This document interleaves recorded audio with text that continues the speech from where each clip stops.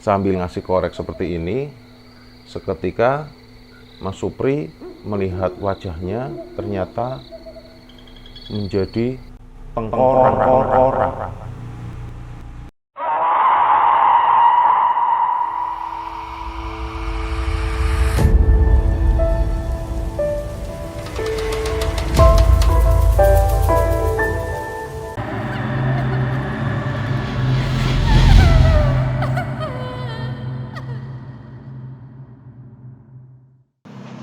Selamat malam, jumpa lagi dengan Wajah Misteri. Kali ini saya akan menceritakan tentang kisah dari teman saya. Kebetulan kemarin beliau bertemu dengan saya dan bercerita panjang lebar tentang pengalaman mistisnya. Oke, bagaimana cerita selanjutnya? Tetap simak terus videonya sampai akhir.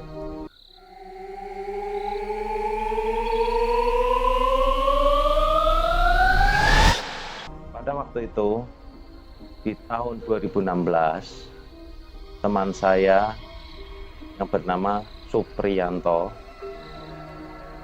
itu bekerja di sebuah pabrik kerupuk. Dari jarak antara rumahnya dia sampai ke pabrik kerupuk itu jaraknya kurang lebih 3 kilo. Dan dia berangkat kerja ke pabrik menggunakan sepeda ontel. Di tahun itu jalannya itu masih rusak belum aspal, dan masih banyak kebun-kebun kosong.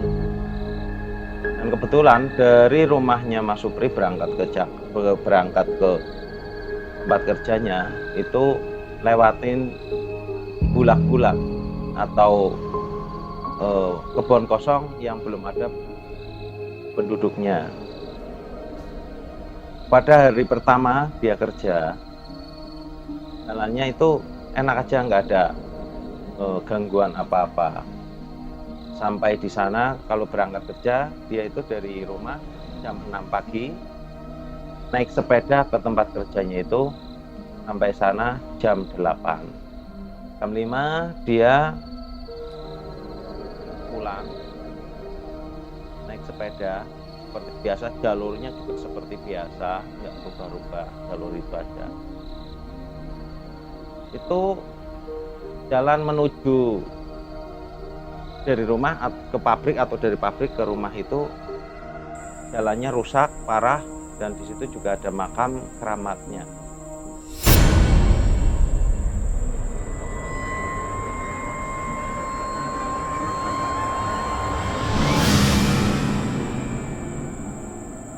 Dia pulang jam 5, nyampai ke makam. Sebelum nyampai ke makam sudah dekat lah, antara makam dan dia jalan itu sudah dekat, kurang lebih jarak 200 meteran lagi baru sampai makam. Di situ ada musola. Kebetulan pas nyampe di situ itu azan maghrib. Dia istirahat di musola itu sholat dulu, dan selesai sholat dia duduk sebentar di musola itu. Kebetulan di situ juga ada seorang warga, bapak-bapak. Terus dia nyamperin si Mas Suprinya itu, nyamperin Mas Supri, terus dia tanya ke Mas Supri, pulangnya mana Mas? Ke Desa Karangtalok Pak, gitu. Akhirnya bapak tua itu bilang sama Mas Supri, sampean kalau lewat sini hati-hati Mas.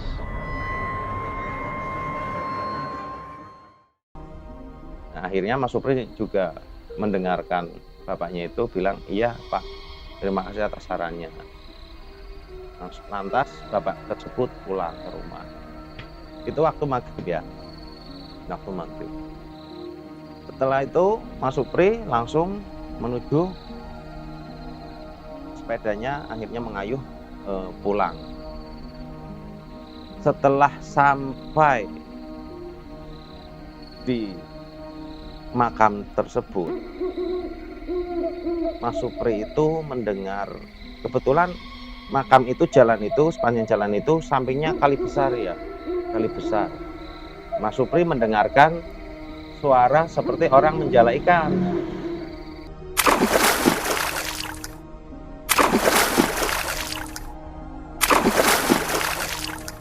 Jala ikan yang lemparan itu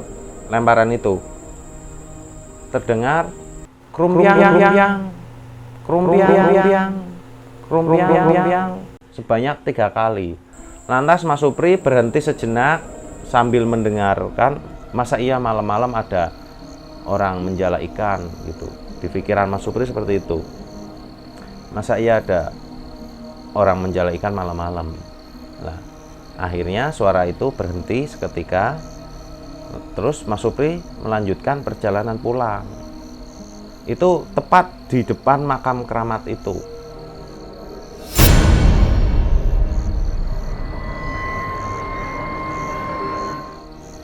Akhirnya Mas Supri lanjut pulang. Itu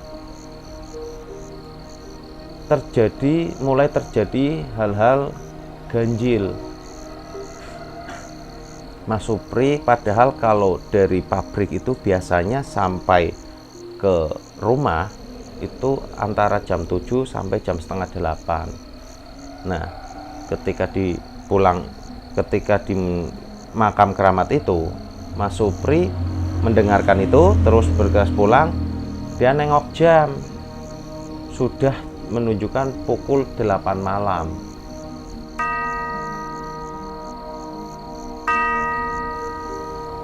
Mas Supri belum sampai rumah, masih di situ aja. Nah, setelah itu Mas Supri, di pikiran dia, ini kok aneh, saya kok jam segini kok nggak sampai-sampai. Biasanya kalau dari makam itu sampai ke jalan utama yang jalan sudah mulus, itu kisaran paling 10 menit. Kisaran 10 menit. Itu kejadiannya dari jam 6 habis sholat itu setengah 7 nyampe jam 8 malam. Akhirnya Mas Supri jalan aja terus. Mas Supri berhenti lagi karena melihat seperti pedesaan tapi luas banget, padahal waktu itu kan malam ya. Itu terang seperti siang bolong. Karena kecapean, masuklah ke pemukiman warga itu. Dia pikir pemukiman warga, kok udah siang gitu, ini kok udah siang, aku haus banget nih gitu. Akhirnya dia masuk ke pemukiman warga itu yang sangat terang sekali, kayak siang bolong. Akhirnya Mas Supri berhenti di salah satu toko.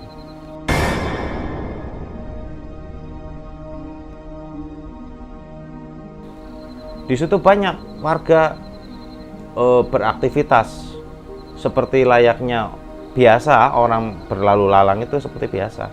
Dan yang bikin anehnya lagi, orang sebanyak itu pada bermain, ada yang duduk-duduk, tapi nggak ada yang ngobrol dan nggak ada suara manusia sedikit pun.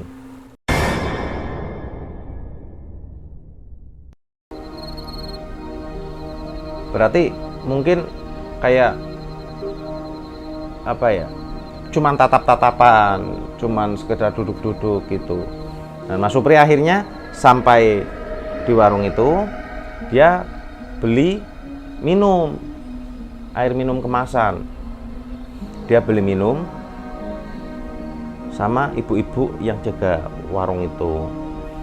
Setelah beli minum, itu juga beli minum, ditanyain berapa Bu, kalau misalnya kita beli kan biasa berapa Bu gitu. Si ibu itu yang jaga warung tidak ngomong apa 5.000 apa 10.000 itu, enggak, sama sekali nggak ngomong seperti itu.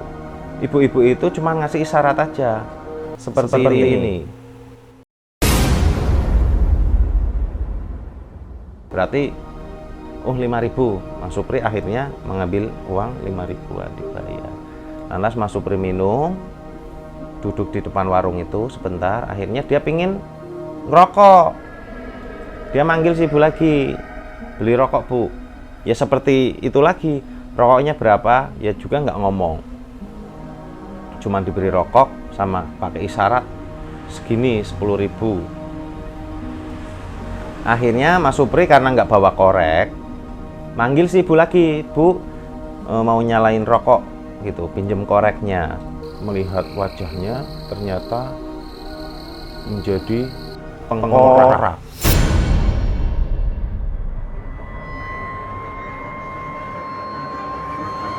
Akhirnya Mas Supri seketika kaget kan, dia menjerit.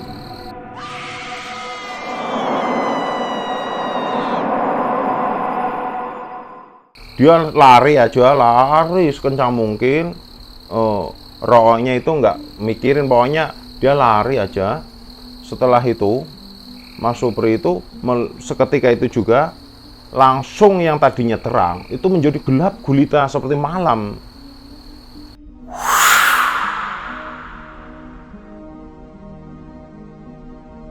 Menjadi seperti malam, dan warga-warga situ yang tadinya banyak itu berwujud tengkorak semua.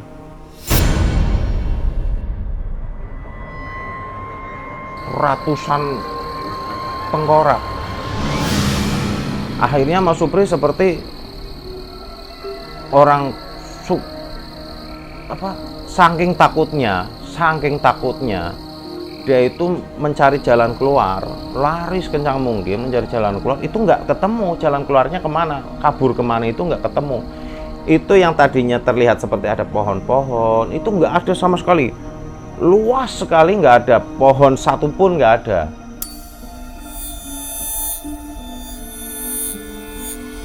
Akhirnya Mas Supri karena menyerah, udah capek banget lari sekencang mungkin.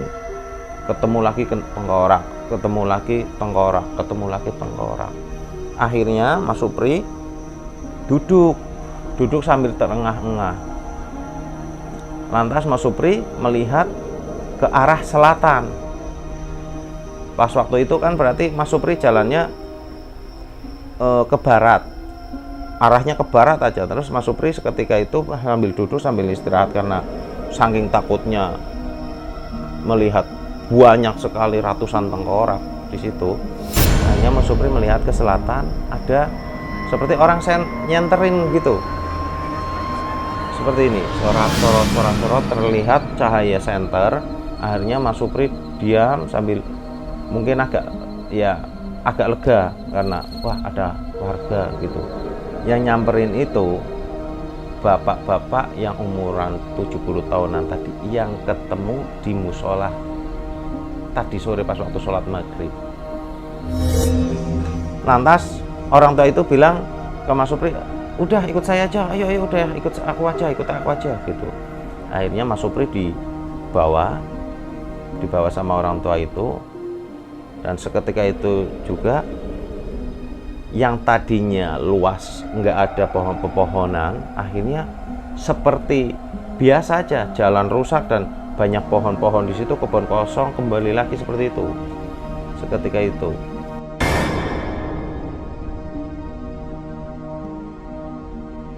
Nah, terus orang tua itu bilang, kamu kenapa gitu sama Mas Supri. Mas Supri cerita, aku dikejar-kejar tengkorak pak, di sini banyak banget gitu. Dan terus Mas Supri juga tanya balik lagi ke bapaknya,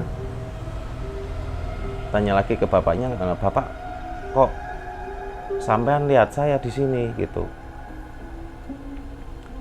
Terus bapaknya cerita, saya itu melihat kamu pas waktu di musola itu sudah terlihat seperti orang kelelahan, terus mata kosong, pandangan seperti kosong gitu. Akhirnya makanya saya itu di rumah itu kebetulan itu karena malam hari mungkin ya, karena malam hari ada suara teriakan kan kedengaran karena nggak ada suara motor lalu lalang itu. Jadi kan Mas Supri teriak, mungkin orang tua itu dengar, katanya dengar. Akhirnya samperinlah Mas Supri itu. Nah, seketika itu yang bikin heran lagi Mas Supri, dia mengayuh sepeda, sepertinya itu mengayuh sepeda.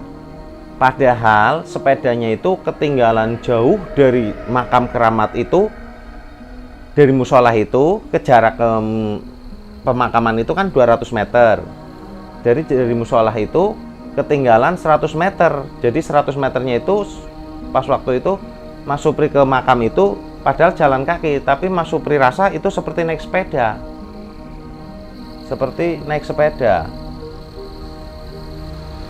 Dia nggak sadar bahwa dia itu jalan kaki di situ. Akhirnya Mas Supri itu dibawalah sama bapak-bapak itu ke rumahnya. Terus di sana diberi minum, ditanyain aslinya pulangnya kemana dan tadinya kamu dari mana gitu. Dan yang anehnya lagi, pulang dari pas waktu itu kan dari musola itu kan jam setengah tujuh.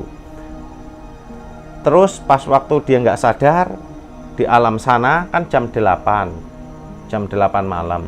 Nah, ketika Mas Supri dibawa sama bapak-bapak tua tadi di rumahnya, itu ternyata sudah menunjukkan pukul 2 malam. Akhirnya Mas Supri disuruh istirahat aja di situ, nanti lanjut pulang lagi besok pagi.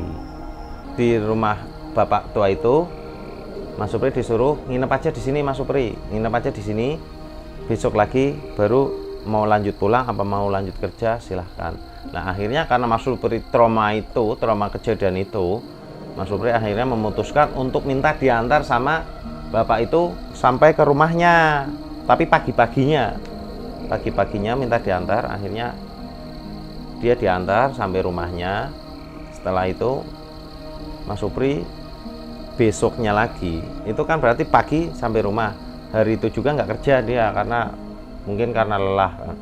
Akhirnya dia karena trauma tidak mau lewat jalan itu lagi, sampai detik ini pun tidak mau lewat jalan itu lagi. Sekian video malam hari ini. Terima kasih buat Kang Supri yang telah membagikan kisah misterinya kepada kami. Semoga Mas Supri di sana sehat selalu dan tidak pernah lagi mengalami hal-hal yang aneh-aneh lagi. Terima kasih juga penonton telah menyimak video ini sampai akhir, dan sampai jumpa di video selanjutnya. Salam misteri.